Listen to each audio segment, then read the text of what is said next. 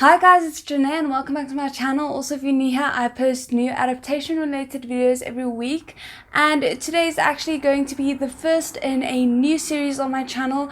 I still don't know what the name for the series should be, so if you have any suggestions, please leave them in the comments below. So I'm going to be looking at the sequel to a movie and comparing it to the original and seeing how they contrast each other, balance each other out, and if they compare. So of course, as you can probably tell by the title, today I'm looking at The Incredibles 2, which is naturally the follow-up to the original Incredibles by Pixar. But before we get started, I just want to give a spoiler warning for both the first and the second Incredibles, because I am going to be discussing theme and character in this, and through that I do reveal some of the plot. And then on a completely unrelated note, I just want to add that I have finally finished the first draft of my novel, so if you want updates on that, if you want to support it or anything like that, I will be leaving my Twitter and Patreon linked below. Without further ado, let's get into it. Though there are multiple themes that carry throughout each movie individually, I incredibly actually managed to find 4 that carry throughout both movies. So the first theme that is notable is the one of identity, and more importantly of finding an identity outside of just being a superhero. In the first, it focuses on Bob's journey as he struggles and fails to leave behind his superhero past and adapt to a civilian life. While in the second movie, it is more about Bob's journey of allowing his wife Helen to take the lead as the superhero, while he takes on her role at home. Even though I did enjoy the execution of this theme throughout both movies, I do kind of feel like the second movie kind of failed, because I don't think you ever truly see this theme completed in the second movie. In the first movie, you have Bob trying to adapt to civilian life, reverting to superhero life, and having to suffer the consequences when his actions put his family in danger. In the second movie, Bob is forced to sacrifice his want to return to superhero life for the sake of a brighter future. And though he does this through most of the film, at the end when the villain's plot kicks in, he abandons that resolution. And though like the goal of the film, the law being passed thing, is returned to at the end and is successful, they never truly return to the theme in the same way that they did in the first movie. Moving on to the next theme, it focuses on the use of the hero's superpowers, more specifically the decision on whether or not to use their powers for what appears to be the greater good. In the first movie, you have Bob being the one who is forced to make the decision. And though it does kind of seem like they try and portray it that way in the second one as well, it more obviously seems to me like Helen is the one that is given that choice in the second movie. I like the idea of the roles being reversed in the second movie, but what is slightly jarring to me is the fact that if you look at the way everything is portrayed in the second movie, they're still framing Bob as the main character, even though his arc is kind of incomplete and not very clear-cut. I think if they really wanted to go with a repeat of this theme in a very similar fashion and plot way as the first movie, then they should have instead just framed Helen as the main. In the first movie, Helen's need to follow the law and her sense of duty is clearly at war, and they even kind of bring it up again in the second movie, but then it's kind of abandoned for the rest of the movie. And I just think it would have made for such a strong character arc if that had been a struggle for her throughout the movie, because then when Bob and Helen are on the same page at the end of the movie and the law is no longer an issue and they only have to focus on their duty, that would have been a much stronger ending and would have made a bit more of an impact than I think it did. I do think they kind of tried to go for that in a sense, but I don't think it was as much of a driving force as I think it needed to be.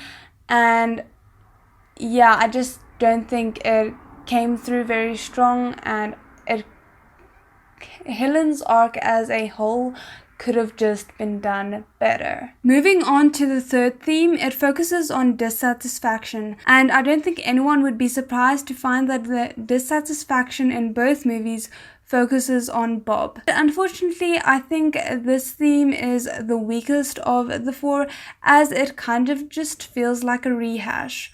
Bob tries to relive the glory days, it blows up in his face. He tries to adapt to civilian life, gets closer to his family, but the hero life still calls out to him. Was I talking about the first or second movie? No one knows. Then moving on to the last theme, and the theme that I personally think makes The Incredibles such an impressive and universal movie, and that is the theme of family. In the first one, the theme of family coming first and working together was strong throughout, and I also think it showed the different family dynamics very well. I do think that it carries through in the second movie pretty well, but it does fall slightly flat for me in Helen's arc, because her arc doesn't return to family the same way that Bob's did in the first movie, and yeah, that's what I mean by her arc feeling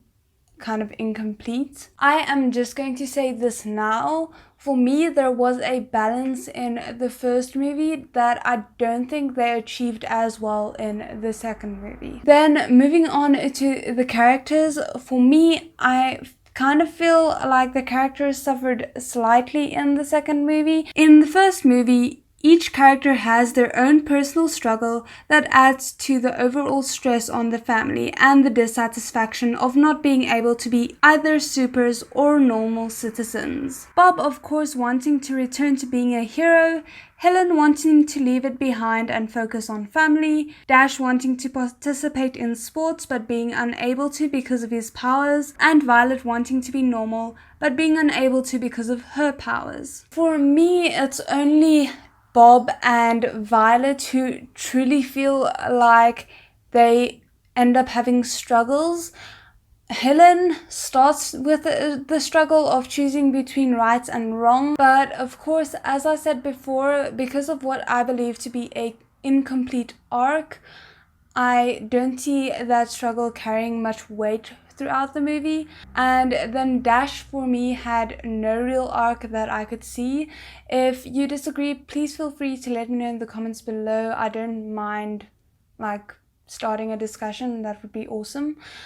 And then Bob, of course, has the whole thing of the struggle handing over the opportunity for more glory days to Helen instead of pursuing it himself. I also feel like in terms of Helen's arc, if they didn't want to go with the fact that she struggles between her duty and the law, then they could have gone with the struggle of having a duty as a superhero and having a duty as a mother and parent.